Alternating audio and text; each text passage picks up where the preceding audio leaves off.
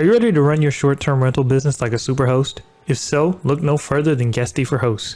Guesty for Hosts offers listing management for all three major OTAs, Airbnb, Booking.com, and VRBO. With Guesty for Hosts, you can create a branded direct booking website in minutes. I've been able to hit 61% direct bookings in my business and automate daily tasks such as communication with cleaners and communication with guests. Click the link in the show notes to get an additional $20 off your first month. Welcome to Live, Let, Thrive, a podcast about the Airbnb life, the share economy, and everything in between. Here are your hosts, Micah and Steve. Hello. And welcome back to another exciting episode Of Live, Let Thrive. What is up, Micah, man? I'm cool, Stevie Stacks. How you doing? Constantly swimming in an ocean of overwhelm, but I'm becoming a better swimmer, I guess, so that's something. But that's just how I roll, man. What's new in your world, Micah? Man, chilling, man. I don't know what episode. Episode 202 of your favorite Airbnb, VRBO, short-term rental podcast in the world, coming at you from Arlington and Fort Worth, Texas. It was Dallas the other day, but now it's Fort Worth. And we have a special guest, Micah, man. Who we got, Stevie Stacks? Michael Porche. I like to call him Michael Porche 911. You know what I'm saying? 911, my favorite Porsche.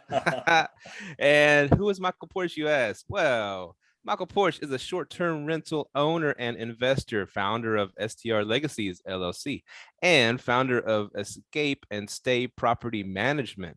Michael helps educate real estate investors on how to acquire STRs, as well as how to self-manage their properties. Michael started off as a firefighter for the city of San Diego. He loved his job. It was his dream job. However, he quickly found out that he was sacrificing too much time away from his family to provide for them. So he asked himself, what is the best way to create passive income? This is when he discovered real estate investing, specifically in the growing market of short-term rentals. As an STR practitioner, nice word, Michael provides his coaching and education services to anyone looking to build their legacy through real estate investing. Your freedom is just one STR away. Welcome, Michael. Oh, thank you for such a warm introduction. I just try to hold myself together, just hearing you all get, run off one another and just so much excitement. We've been doing it for a while, Michael. We've been doing it for a while. Yeah. So got a little chemistry going on, you know what I'm saying? I love it. And just in addition to what you were saying about 911 Turbo, so this was my old, I don't know, for the listeners, you can't really see, but this is my old fire helmet, and I carved in like a Porche on the leather, which is on the helmet, nice. Which is more of my signature. They call 911 Turbo. So that's really funny. You were a firefighter. Yeah, I was. I used to work service. for Firefighter with San Diego City. Okay, thanks for your service, man. Because I can't run in no burning building, man. I got to give you your props on that one, man. Oh man. See, did you stick with it kind of part-time, or how you doing it now? No, so I stuck with it that was all I ever wanted to do and wanted to work for. It's all I ever prepared my life for, right? But when I got married, and then especially when I had my daughter, it just everything kind of came forward and was like, hey, me being gone all the time, is that really worth it? So initially I moved out to Idaho to buy a business, to get it up and running. It was a real estate business, but to get it up and running. And the plan was to move back to stay in the fire service, but we moved to Idaho. We thought this place was awesome. We're like, hey, what the heck? Let's just dive full time into real estate. So after like 9 months of commuting back and forth, like I was working 2 weeks out there in San Diego, and then I'd be home for 2 weeks. I was like, all right, I'm done. I'm going to do this real estate thing full time. Damn. Oh man. So you're based out of Idaho. I am now. Okay. A little bit Florida. Okay. So like, what's your strategy? Do you arbitrage? Do you manage? Do you own? Yeah. So I'm a big owning fan. So I got into it mostly in going into, hey, let's figure out, because I didn't have that much money to start off with. I ended up using a lot of the funds. I even pulled my retirement from the city of San Diego. I invested into an assisted living business which did very well for itself within a year, but then I ended up using and not getting any profit from any of those funds. And after the first year, we ended up washing our hands of it. But from that, I had to use the strategy of just, I knew I wanted to own more property. So I wanted to invest by using other people's money to be able to acquire rentals. But in order to do that, I knew I had to, add value to that property and then refinance out of it so I can be able to pay my investors back. So that was the strategy that I first utilized with, as well as just doing partnerships with people who had money and to do like 50-50 ownerships and stuff like that. The BRRRR method, huh? Yeah. Sir. So right now, how many units are you up to? We're at 6 right now that we own. We own 6 units, and then we manage around like 12 or so as of right now. Really? Now, how did you, of those 6, how did you go about acquiring those? So all those, well, some of them were just direct seller. I would cold call individuals and go from there. I started out in Marathon, even got to the point where I flew out to Marathon, which is in the Keys, by the way, Marathon in the Keys of Florida. So it's like those little islands and all whatnot. I even got to the point where I was flying out, writing up contracts, visiting all these sellers, just to hang out, get to know the area. And a lot of those contracts ended up falling through, but my first investment was in Florida in the Pensacola area, besides my own home here in Idaho. But that was all through just using realtors, wholesalers, and direct calling myself. Man, so you sounds like you only invest in like vacation rental destinations. Are all your units in Florida? No, so I have one here in Idaho. We're looking to expand and do a little more stuff in here, specifically in like more of like the lake town areas, like tiny home villages out there. That's what's a project we're working on now. But I have a few properties in Florida, and then I have one in Virginia, and manage another in Virginia. Okay, go ahead, Steve. Oh, so I was just gonna say, is that because you're saying cold calling and flying out and seeing people, was being a firefighter a great way to get your foot in the door and talking to people? I'd say so, because it builds trust, I think, because everyone always has this automatic, idea of what it takes to be a firefighter, and they go in all these, burning homes or places where they help people. So they already have this automatic establishment of trust. So, I mean, don't get me wrong, I definitely used that card when I needed to, but overall, I think just getting to know people and talking to people and allowing them to hear you and feeling that they've been heard as well has allowed that like really good communication and in regards to be able to get into, I'd say, people's homes, or, hey, let me buy your house. So it sounds like, since you're doing direct to seller, are you doing 100% BRRRR? You doing sub 2? Those are your 2 strategies? Well, what strategies? Yeah, I started off trying to do a lot more creative financing, like the sub 2 stuff. So I started trying to do like, seller carries and, involving other lenders with that. I never really got too much success with that. And I think it's because I just wasn't hitting the numbers as much. But what I found was easier for me to get to was I found it easier just partnering with people who had money, and I just find the deal.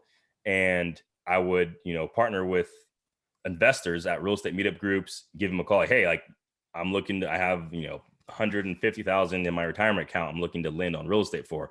Hi, my name is Michael. I'd love to, buy you some coffee and dinner. So, a lot of that was just me going to find these people. And it's really, I thought it was really easy because I haven't gone to that many real estate meetup groups, but the quite few that I have been a part of, there's been a lot of people just volunteering their information that they lend on real estate. How do you structure these partner deals when you find a good partner to get, to do some buying with? How do you structure these deals?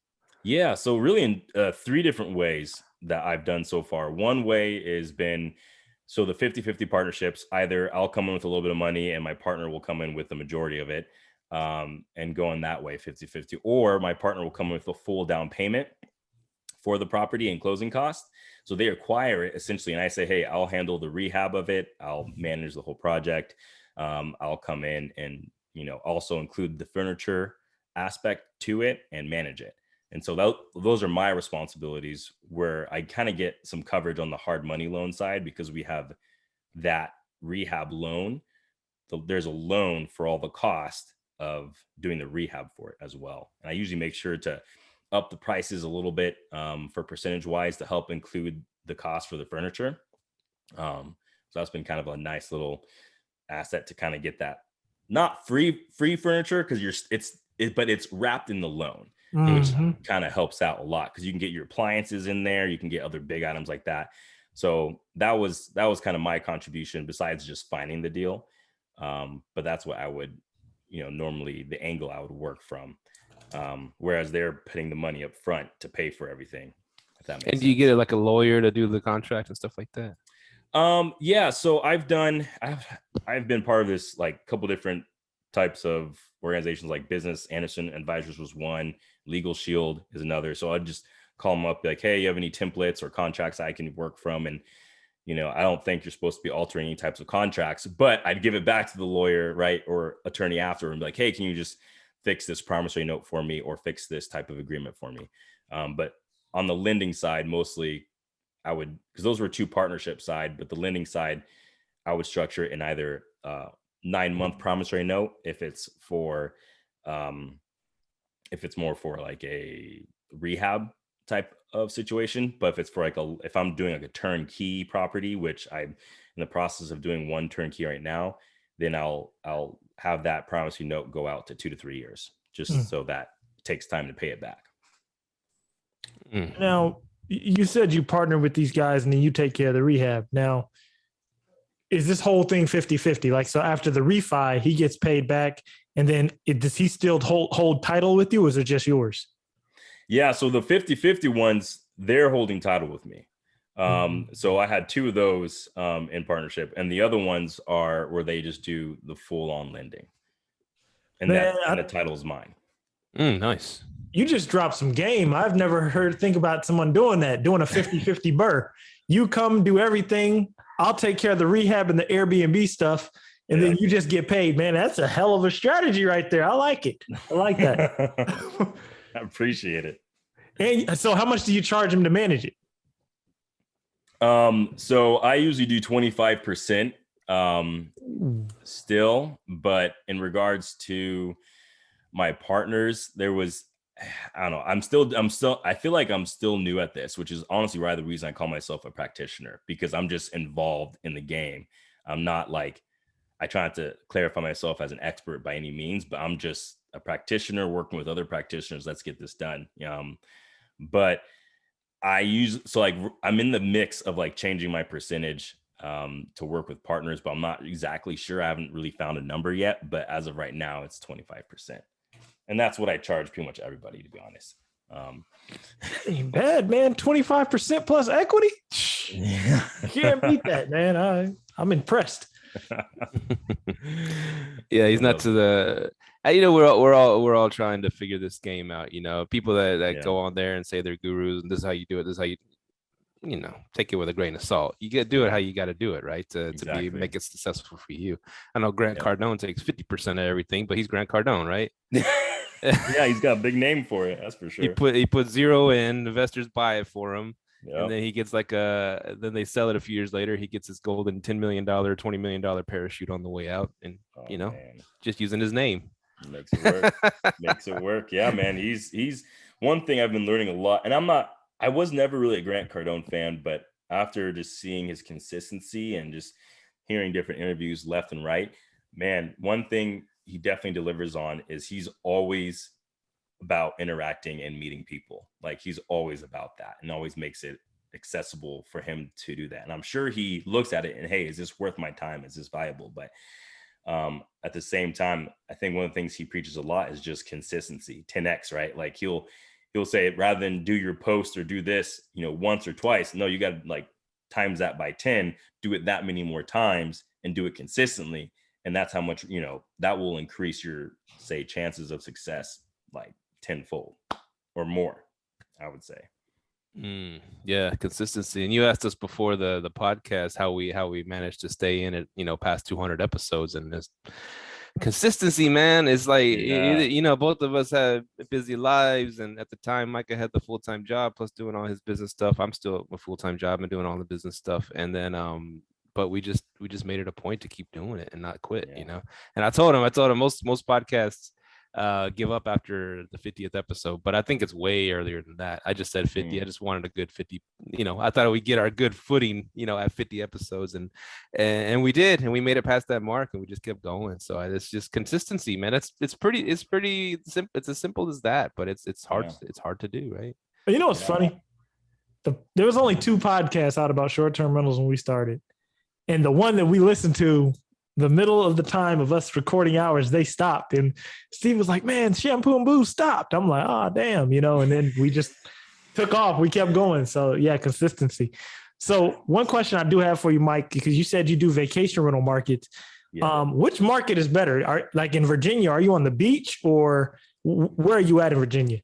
That's a real good question. So I do like everything is just data specific. So, so what I did, I bought like a $5,000 package with AirDNA that tells me like the top 3,000 cities to invest in. And it bases it off of rental demand, revenue growth, and investability, which is really just cash on cash return. That's like the fancy way of saying cash on cash return. And so I look at these markets, and I've learned, and even the top 3,000, to like their list isn't like, it's good to give you a direction and define where these little like cities are, but you still have to like evaluate those cities and find out what's bringing people there, and like how long has it been growing that way, or, you know, all these different factors that you need to like really study. But so that's honestly how we found the place in Virginia, and that was in Shenandoah, Virginia, is where we started to invest.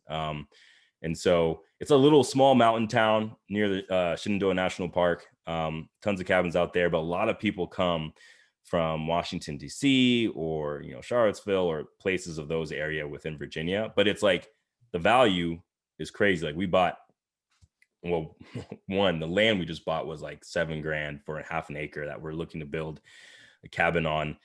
That is probably an expensive cabin, but that cabin alone will bring in over 100,000 easy. But like one of my students, my first students, for example, she bought a house out there as well. And she's bringing in anywhere from, we had first thought it would be around 80,000 with the occupancy, but it's looking to be about 90,000. And she bought that place for around $300,000.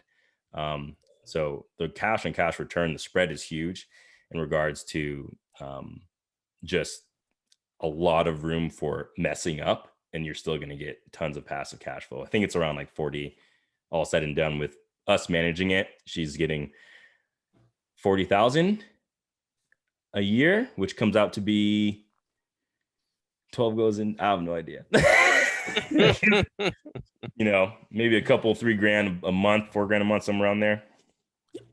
Wow. You said Shenandoah. Isn't that where Shampoo and Booze is at? Because they're right by DC, and I think that's where they are. Oh, really?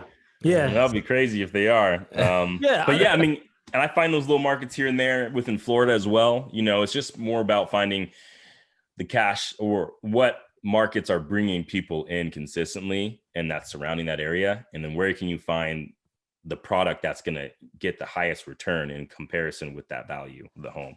But that's kind of how we pick our places. And how long have you been in that market? Oh man, not that long. Maybe about 5-6 months. Okay. Yeah. Go ahead. Do you use like something like AirDNA to find the place that's the biggest bang for the buck? You know, find out what the houses are selling for, plus then what they could make you on Airbnb. Do you use anything like that? Yeah, I mean, yeah. So I have like 3 sources I switch back and forth from. AirDNA is probably like the number one go-to that I go with. Mashvisor I use as a secondary, and when I'm really needing like key information, it's called Key Data. It's one that's not heard about, I feel, as too often, but it's probably one of the most accurate ones, because at least in the large markets. So they'll go in and they'll partner with property managers, and so they're actually getting the actual recorded funds that are being deposited from, like, say, those rentals, and they're getting all the, like, you know, for example, a lot of property managers, especially on the East Coast and in the South, where these vacation homes have always been, a lot of them, yeah, they get those, their bookings from Airbnb and VRBO and booking.com, but they also have their own website, that they're soliciting to, and people will book through their own website. I have mine as well. So there's a lot of bookings and things that aren't being recorded on AirDNA or Mashvisor. Like AirDNA they only record Airbnb and VRBO, bookings. They don't record anything from the property manager's side, not from booking.com, not from some of these other sites that people use. And Mashvisor only records from Airbnb. So there's a lot of limited information you can't see, but key data kind of reveals a lot of that, which is pretty neat. It's just really pricey. Really? Yeah. See, but and I had a conversation with AirDNA today. I had a powwow. And they were trying to sell me a package. But anyways, so basically what I was going to try to ask. Yeah, so they have some new stuff coming out. It's pretty cool. Not where I want it to be, but it's pretty cool. Yeah. So with that AirDNA data, did it pan out for you? Meaning, okay, you spent $4 or $5 grand on this package. Did that pan out for you, like in the long run on the investment that you picked up? That's a good question, because all it really needs is just one investment that gets me in the right place. But to be honest, I was already looking at Shenandoah just from some of the free information that they're offering. But in regards to that, I think it only panned out because I can't really disperse or sell that information, but I could, freely let people view it at my own, type of Excel. And I've allowed that, say, within my group. I have this little practitioner group. Let's just call it that. But so it's panned out for being able to give value to my team, my students, people who are trying to achieve the same goals as I am. Because they're able to see that information. I feel like if it was just for me, it would make no sense. Because I can't, what am I gonna do with 3,000 cities? I ain't got that much capital to deploy here. You know what I mean? Ain't nobody got time to go to 5 different, I'd say locations. And I mean, you don't need 3,000, cities to know what the top places to invest. I mean, not for one person, I mean, barely for a firm, but definitely not for one person. I'm starting to think from AirDNA and even how you just described it, I think AirDNA is useful if you're buying, because you have to be very targeted in what you want, right? Yes. So, yes. Yeah. So if you're buying a house and you want it, let's say you're looking for a property that's going to bring me 150,000 a year. Yep. And AirDNA can provide you that information. And even at that, if AirDNA is telling you to bring you 100 grand, it can do more because it doesn't calculate the value of the property. So yep. I think that's a very good starting point if you're buying, for sure. And that must be something that AirDNA is. They already know, and they know that people are sharing the logins, if as you will. Yeah. And so they're like, well, shit, we're good. Yeah. We're going to charge 10, 14 grand for this information because they're going to share it with their whole team that's under them. So that kind of makes sense now. They're not making it where the Netflix where you can't log in here, you can't log in there kind of thing. No, y'all heard about that though? What? A Netflix thing? A Netflix, they're trying. Well, so there's that which they've already had, but they're trying to do this new thing where they're trying to charge for sharing your password. I'm not sure how they're going to figure that out, but yeah, piggybacking. Well, they'll figure it out for the VPN, I guess. So they'll know if someone's in a different place using your thing. Then they say, oh, that's fine and all, but they got to pay their $5 a month or whatever the price is. Yeah, it's just their piggyback on top of your And account. YouTube TV already does it, but they do it in a way hey, you can have 5 devices, meaning, okay, if you have one house, it's 5 bedrooms in there, y'all can all have accounts, right? Then once it goes over that, you try to log in and it'll tell you, hey, you're maxed out. I think Netflix kind of wants to do the same thing, which I don't know. It's going to make our short-term rental costs go up for the people that provide those. Right. That's one of the reasons why I never provided that stuff. I provide access to it because what's going to happen is if you got 10 Airbnbs, everybody's logged in. Now you got to get another Netflix account. Yep. And that's why I've never provided that stuff. I only provide access to it.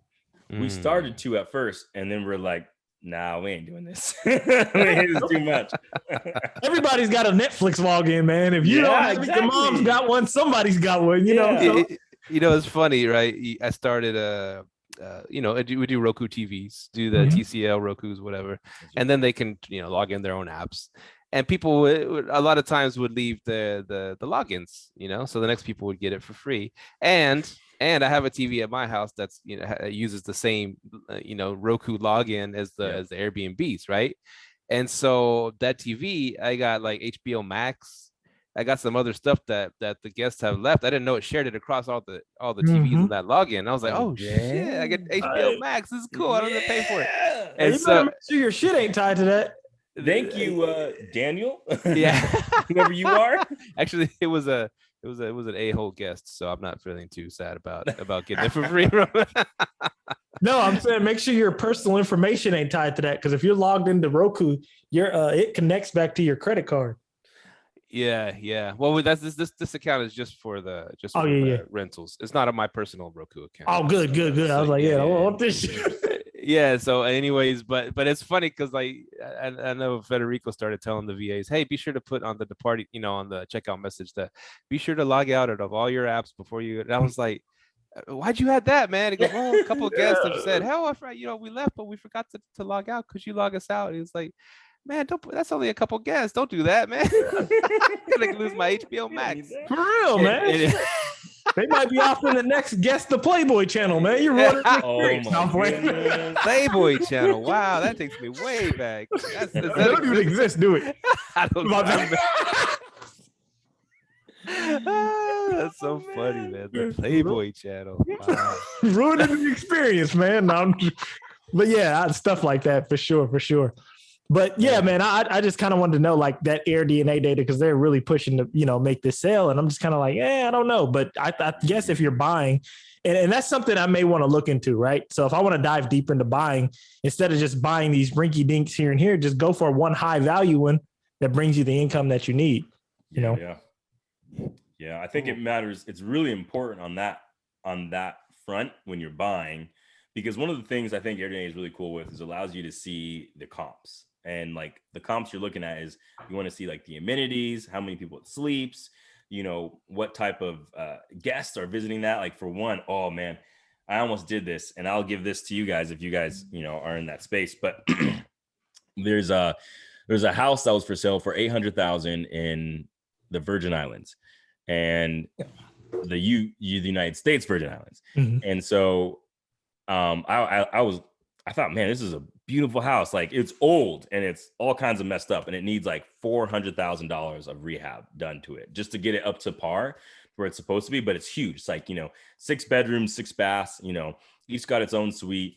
It's like a little, what it was used to be a pool that had it used to have, what do they call them? The infinity pools, it looks off into the cliffs, and it's like beautiful, all ocean views. Like you're just on the cliffs, and it's gorgeous. But so this house was on, I think it's Peterborough or something, I forgot, but it's up there, $800,000. Well, the value of that house, if you fix it up for $400,000, is $2.4 million. Oh. Like there was houses all along there that were selling for that. So if you put that much money into it, you'd be able to get all that money back easy.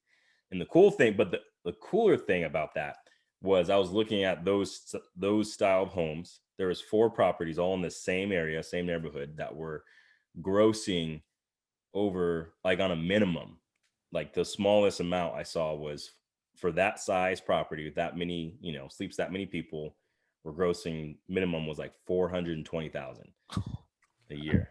Like I was, what? Like, are you kidding me?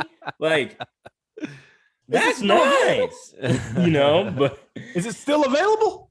Probably, yeah. Probably. And here's the thing, I tried to pick it up, but to be honest, I wasn't able to, only because with I don't have investors that go up at that point level yet. And 2, I usually, when I'm doing flips and projects, I like to have the lenders, they're like national lenders, but they aren't able to offer that product in the Virgin Islands. So that's been really difficult, is to find, like, I can get lending, but that means I would have to have like that. I would rather have that rehab loan backed by a lender and not come up with a $400,000 myself. Like, you want me to send a plane from Colombia and drop something off for you? Hey, you got Let's hook it up. Buy the house cash money. Yeah. We can get a lender, man. We got to talk after the show, man. Man. Send me some messages on LinkedIn. I'm interested in that, man. I'll do that. 1.4 mil. We all in at 1.4, and it's worth 2.4. It's worth 2.4 million. Yes, after done. 800K to purchase. 400. Put in 400. Yep. Oh, so we have 1.2. Yep, and I would give or take 100. Like I had one contractor walk through it and do the bid, and he said absolutely it would take about 8 to 9 months with him and his crew and stuff. So that's a side note, which is totally fine. But that's with doing all the higher quality materials, all that kind of stuff. Yeah, it's island time too, right? The what? Island time. They take their time over there. Island, exactly. That's real though. And I mean, I called probably 10 contractors trying to find one who would actually want to work with me. And most of them, they don't want to work with people who don't live there or don't already own the property. So makes sense. Wow. Yeah. Because that's the only risk, that 800 bands, man. I mean, you can get it for what? If you have the right hard money lender, you can get it for 80. Yeah, something. Contract. Yeah, that's crazy, man. But damn. Just fly some contractors from here and say, hey, you want to be at a few months in the Caribbean? I'll pay for it, and just fix up this house and you get. Well, it's funny you said that. I actually did have my guy. So I have a crew in Florida who I use religiously, and they said they would. Oh, because I was trying to figure out how this was going to get done sooner than 8 months. I ended up giving up on it though, but that's. You guys, I will gladly send everything to you. I know it's still in the market. I'm pretty sure it is because it's hard one to take down. But if you have the resources, you can do it for sure. liveletthrive@gmail.com. Go ahead and send that over. But yeah, man, that's crazy, man. So what are your plans for expansion right now? What are you working on to expand your business? So I've definitely on the investment side, I've realized, you can be really resourceful just by leveraging relationships and people and partnering on deals. But I kind of went from, I'm partnering on these small deals. Why don't we just partner on something a little larger, that would actually make sense for everybody.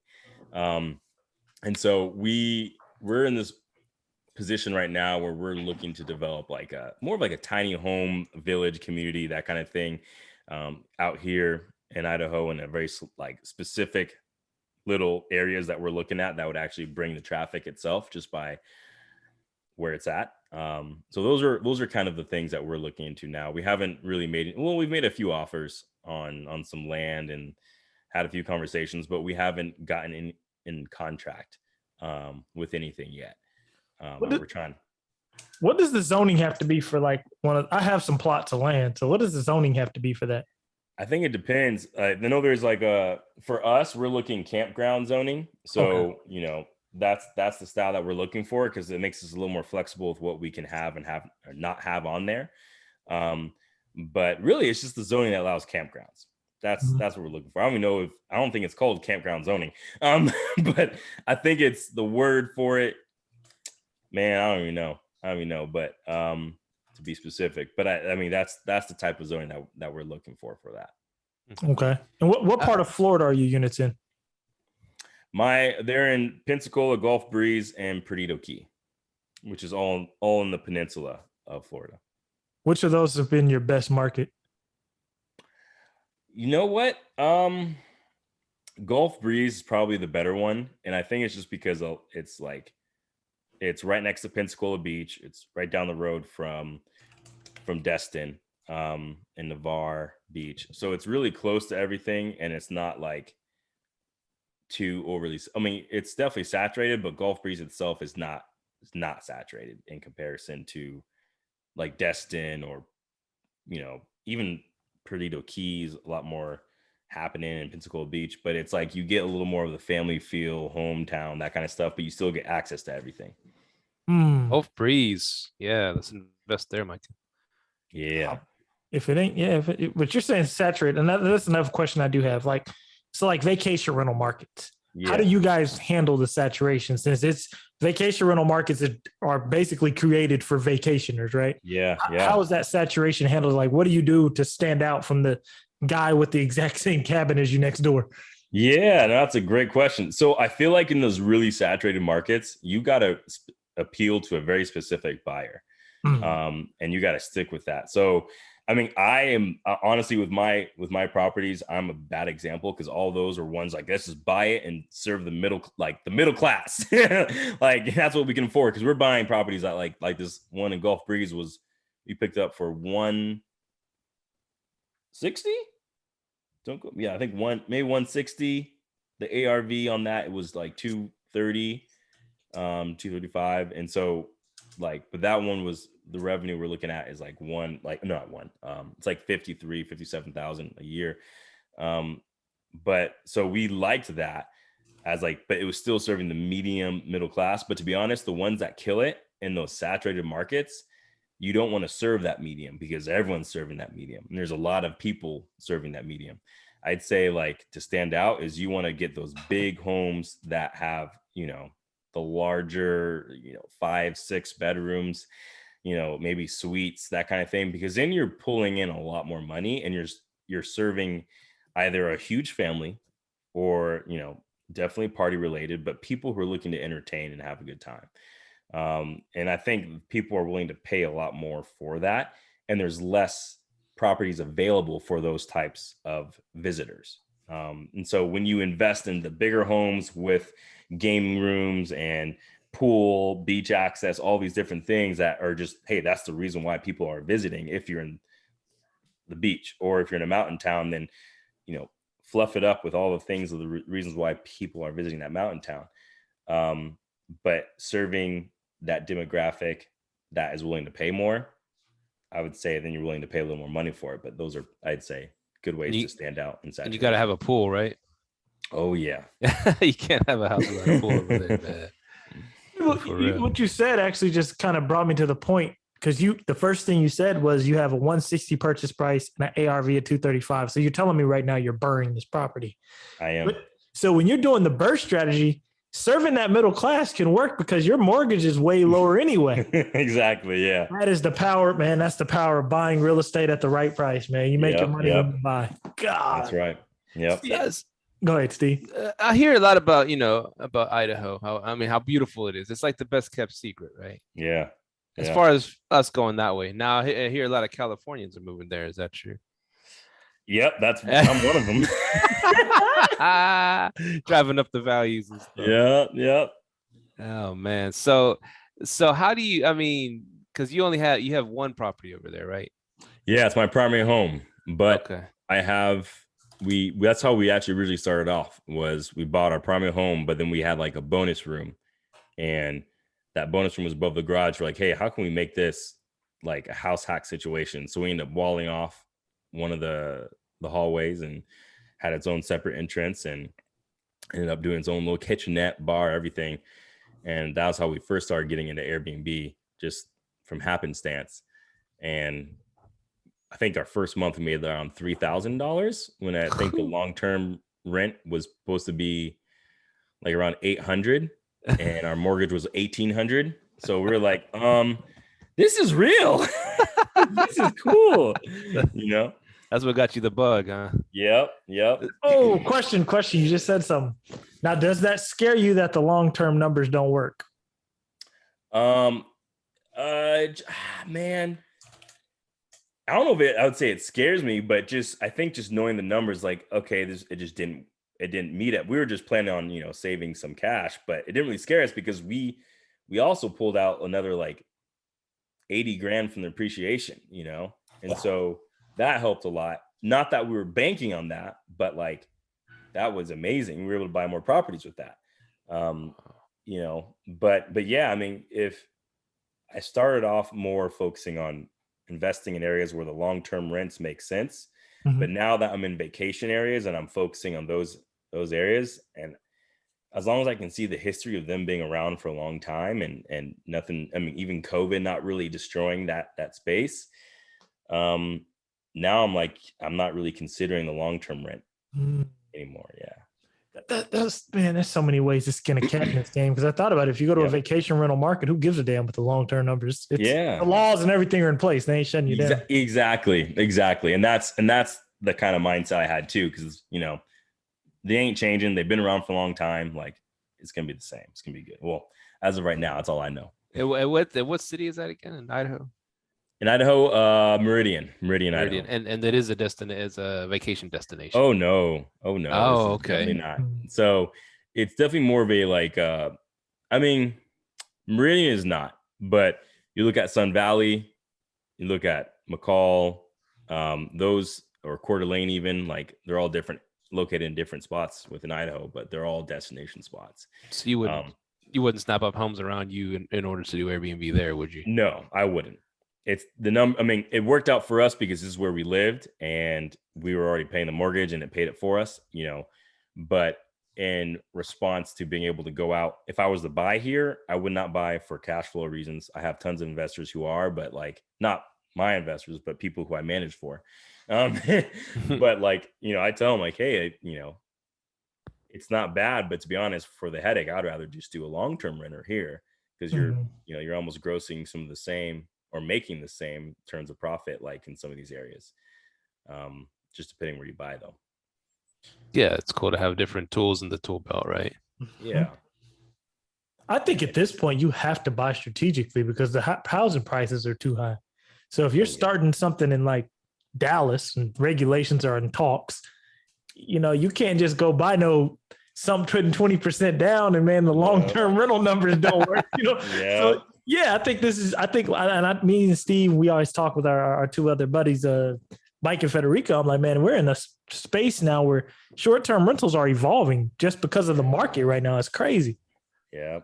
It's a trip. I mean, sorry to get off track a little. Well, we're still kind of on track, but like a buddy of mine at work, he just got here about a year ago from Chicago, right? Mm-hmm. And he had moved here, lower cost of living. He's going to look for a house and all this stuff. And anyways, I just talked to him the other day. Not a buddy, more of an acquaintance, but he said he's moving back to Chicago. He's transferring back from, works at American also. And I was like, oh, why are you transferring back for? What's going on? He's like, man, it's just the cost of living too high here, man. And I was like, and in 1 year, because I told you, I had my, houses rents were around, whatever for a house for 1,500. Now it's like close to 2,500 for the same house. I mean, it's just skyrocketed. And I'm like, man, Dallas, Fort Worth area is becoming too hot for people coming from Chicago. So they're going back to Chicago because it's cheaper to live than Dallas. I was like, holy crap, man. Wow. That is crazy. I mean, you have to look at it, man. The DFW is the third largest metroplex. Dallas, Fort Worth together is the third largest metroplex in the United States. We are right behind LA and New York.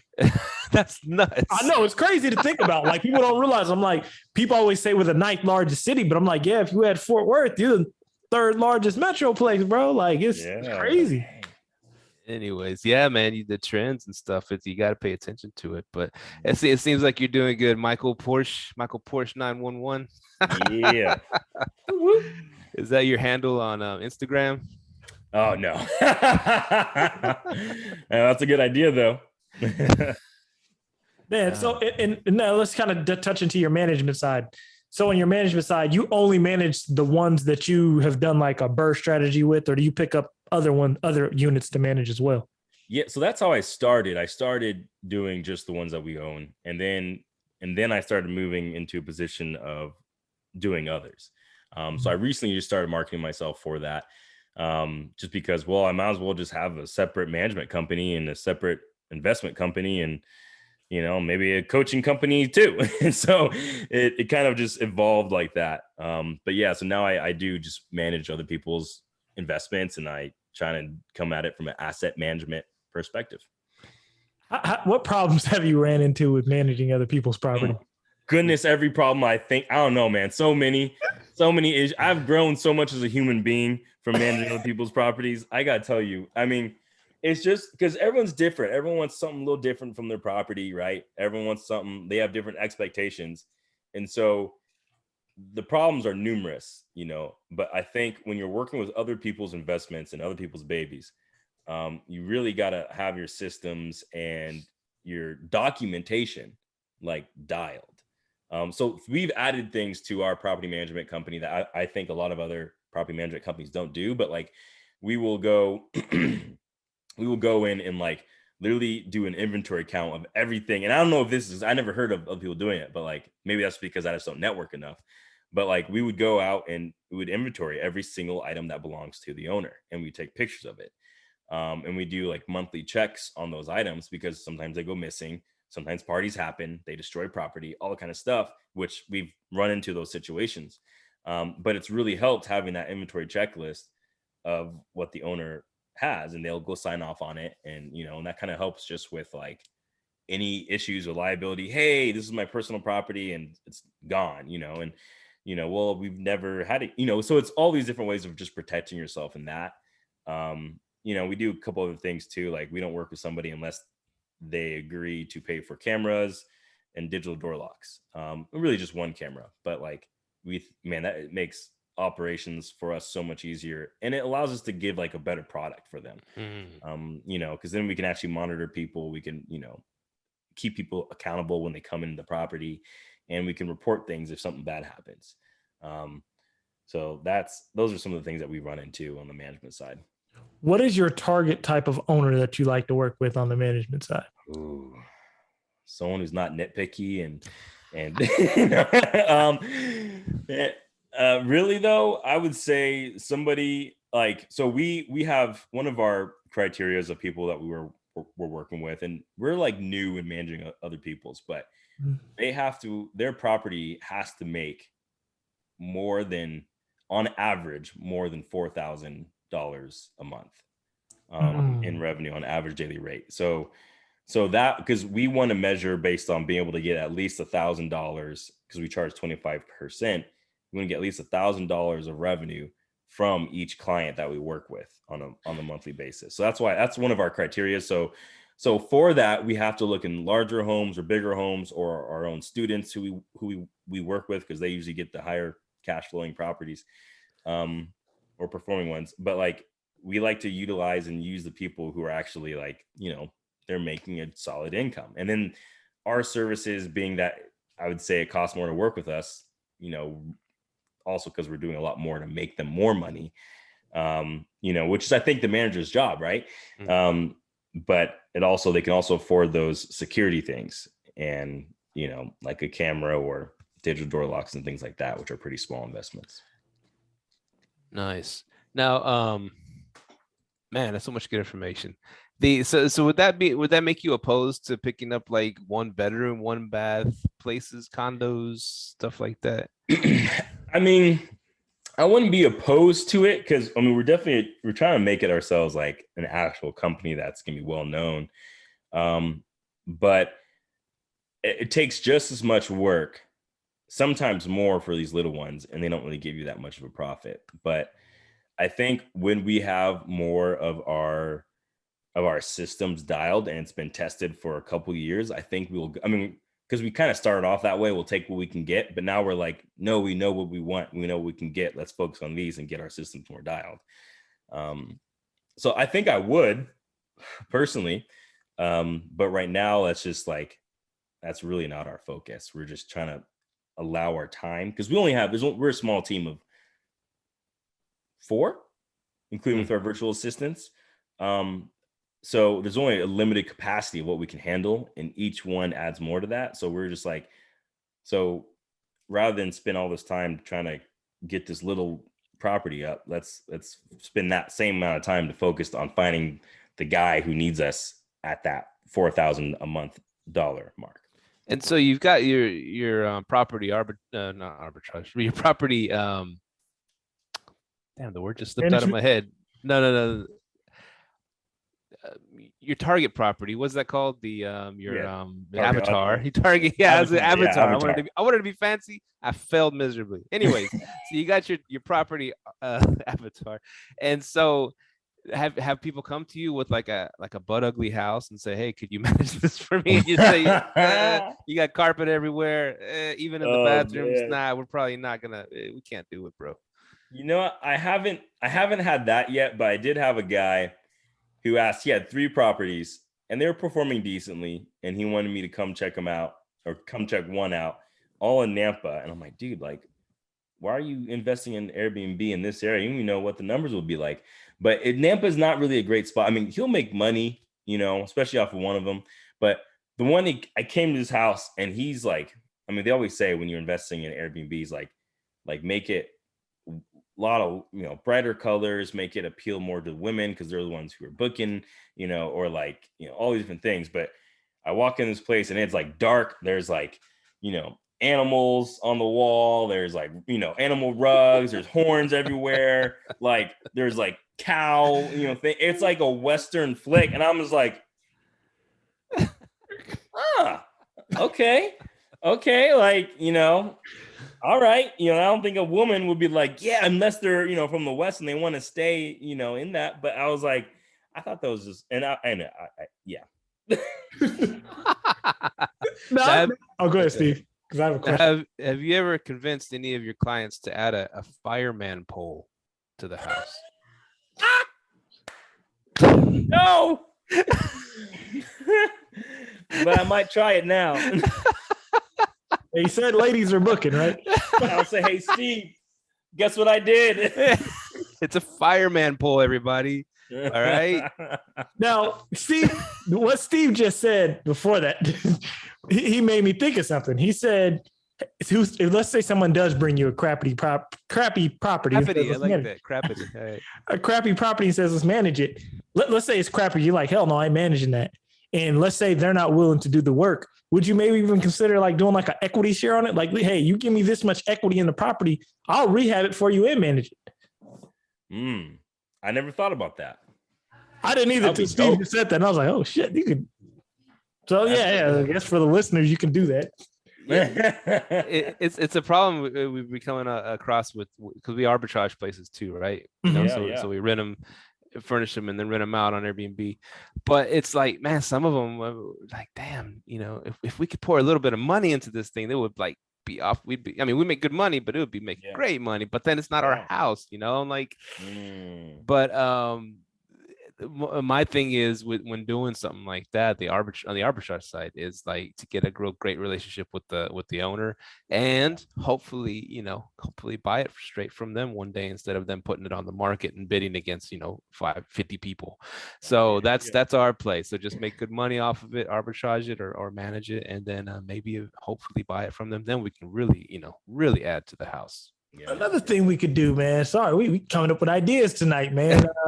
Like you said, you don't own that property, right, Steve? Yeah. What if you talk to the owner and be like, let me put a $20,000 lien on it and I'll put $20,000 worth of work into it. So when you sell that property, I get my money back and I'm getting my money off the Airbnb and short-term rental side.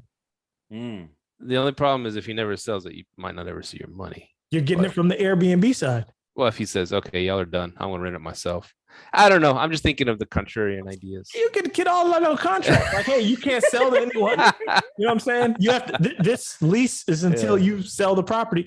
Ooh, that's a good one to secure a long-term lease. This lease is until you sell the property or refinance it. Dang, dude.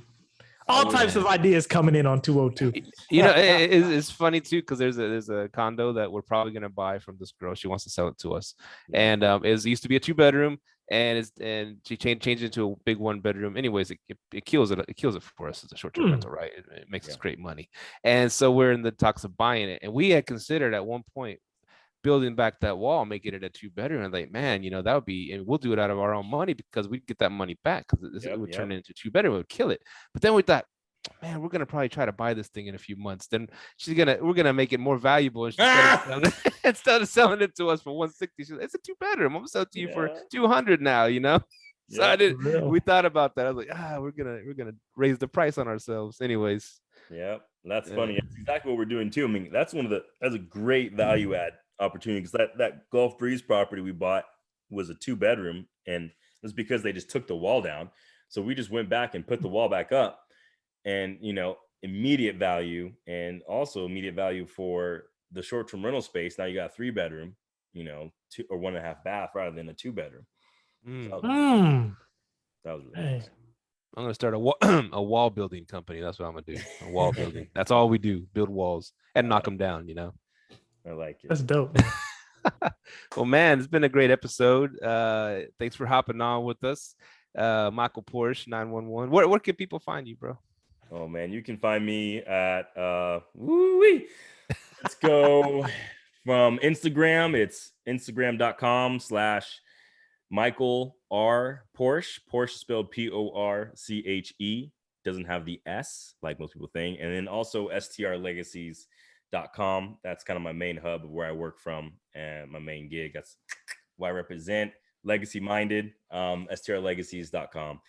And what else? That's a good place to start. Where can people buy your calendar? You go to sandiego.gov/Michael Porche fireman right there. You actually have a calendar. No. I'm over here still working with some dad bod areas, some love handles, some lohas right here and there and here. They don't want to see that. That's but back in the day. Yeah, back in the day. Well, That's cool, solid. man. Any more questions for our man, Michael Porche? Oh man, that was good stuff, man. I love, man. Good luck to you. I love what you're doing. So yeah, good luck to you, man. Keep crushing it. You definitely provided value to the listeners. So yeah, man, we definitely gonna have you back once you're up to like 50 because it's coming because you're on your grind. So sure. That's what's I up. look forward to answering you guys more and doing some more good stuff. All right, my brother. We are out. Don't forget the fireman pole. Peace. Later. All right, man. That was a good episode. Episode 202 in the bag, man. I'm like still surprised. We had 200 plus episodes, but yeah, man, we doing it. So yeah, thank y'all for continuing to listen to us. Remember, hit the subscribe button if you're watching on YouTube. Leave us a review on Apple Podcasts. And yeah, remember our weekly Clubhouse meetings are 7:30. We always talking about some good stuff. And we have another meetup coming up in May. So y'all stay tuned for that. And join the Facebook group and get active. We are, anything else you have to add, Steve? Man, keep at it. Consistency. It's all that matters. Consistency. Yes, sir. Consistency. And we are out. Peace. Later. Thank you for tuning in to this week's episode of Live, Let, Thrive. Be sure to tune in next week for all the latest in the world of Airbnb and all that entails. Bye-bye.